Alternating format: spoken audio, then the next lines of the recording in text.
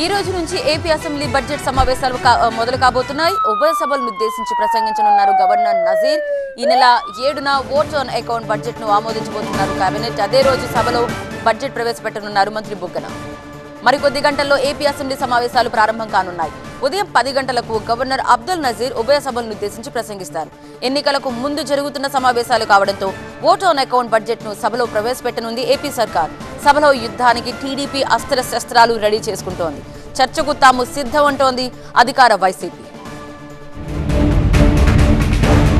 AP assembly సమావేశాల్లో ఈ 5 ఏళ్లలో ప్రభుత్వం చేసిన సంక్షేమం, అభివృద్ధిపై గవర్నర్ అబ్దుల్ నజీర్ ప్రసంగం ఉంటుందని ప్రభుత్వ వర్గాలు చెబుతున్నాయి. మొదటి రోజు గవర్నర్ ప్రసంగం తర్వాత ఉభయ సభలు వాయిదా పడతాయి. ఆ తర్వాత సభా వ్యవహారాల కమిటీ సమావేశం జరగనుంది. ఈ సమావేశంలో సభను ఎన్ని రోజులు జరపాలనే దానిపై నిర్ణయం తీసుకుంటారు. అయితే సమావేశాలను 3 రోజుల పాటు జరపాలని ప్రభుత్వం ప్రాథమికంగా నిర్ణయించినట్లు తెలిసింది. వారికోస్ వెయిన్స్ వ్యాధికి కేవలం 30 నిమిషాల్లో చికిత్స. కాల్ చేయండి 9989527715.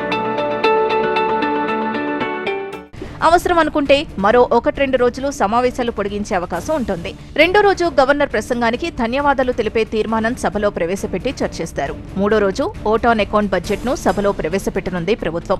ఎన్నికలకు ముందు జరుగుతున్న సమావేశాలు కావడంతో వచ్చే ఆర్థిక సంవత్సరంలో మొదటి 3 నెలల కోసం బడ్జెట్ కు అసెంబ్లీ ఆమోదం తెలపనుంది.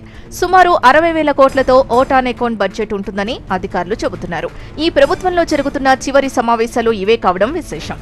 మరోవైపు ఎమ్మెల్యేల అనర్హతపై స్పీకర్ ఇంకా ఎలాంటి నిర్ణయం తీసుకోకపోవడంతో ఎమ్మెల్యేలంతా సభకు హాజరయ్యే అవకాశం ఉంది.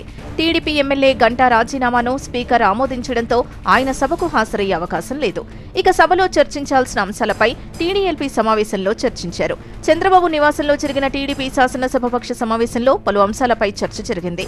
10 అంశాలపై సభలో చర్చకు పట్టుపట్టాలని టీడీపీ నిర్ణయించింది. మరోవైపు వైసీపీ మాత్రం తమ 5 ఏళ్ల సంక్షేమ పాలనపై చర్చిస్తామని అంటోంది. సమావేశాల సందర్భంగా అసెంబ్లీలో పలు బిల్లుల్ని ప్రవేశపెట్టనున్నారు.